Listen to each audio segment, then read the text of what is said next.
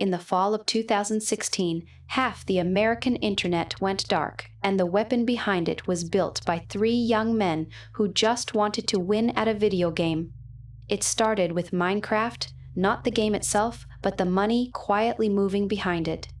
Popular game servers earned real money, and to stay online, they paid for protection against attacks.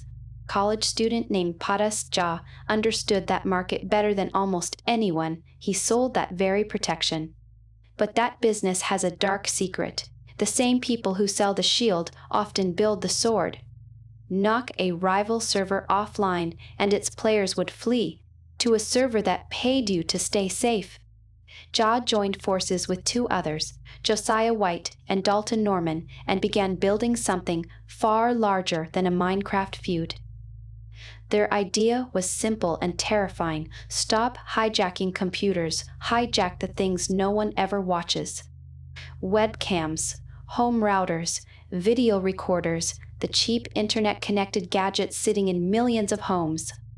Most shipped with factory passwords. Their owners never changed. Admin and admin, root and root, password 1234. The malware they wrote, called mirai, did nothing but scan the internet for those open doors and walk right in.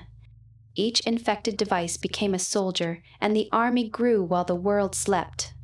Within weeks, mirai commanded hundreds of thousands of devices across the planet, an invisible swarm awaiting orders. Then they pointed it at a target and learned just how much damage they had built. Their first major strike hit a security journalist, Brian Krebs, who had been exposing the attack-for-hire underworld. The flood that hit his site was one of the largest ever recorded, over 600 gigabits per second. It was so massive that the company protecting him for free could no longer afford to, and dropped him offline. The creators of mirai had just proven their weapon could silence almost anyone. Then they made a decision that would haunt the internet. They released the code to the public. Hosted under a fake name, the source for mirai was now in everyone's hands, a loaded gun left on the street. Copycats grabbed it instantly. The swarm was no longer one botnet, but dozens.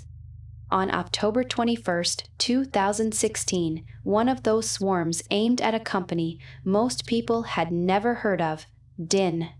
DIN ran part of the internet's phone book, the system that turns a name like a website into a real address. When DIN fell, the name stopped resolving, and for millions, the internet simply vanished.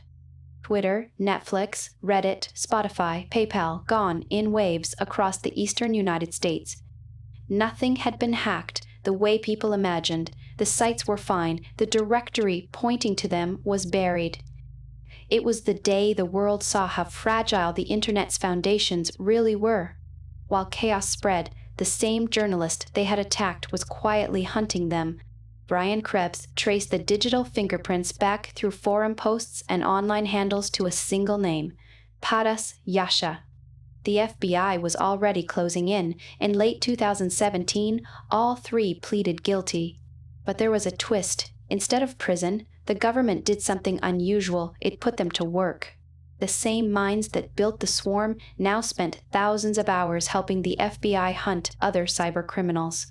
Mirai was never truly killed. Its code still circles the internet, infecting new devices to this day. And it all began with 3 kids, a video game, and millions of forgotten passwords no one ever bothered to change.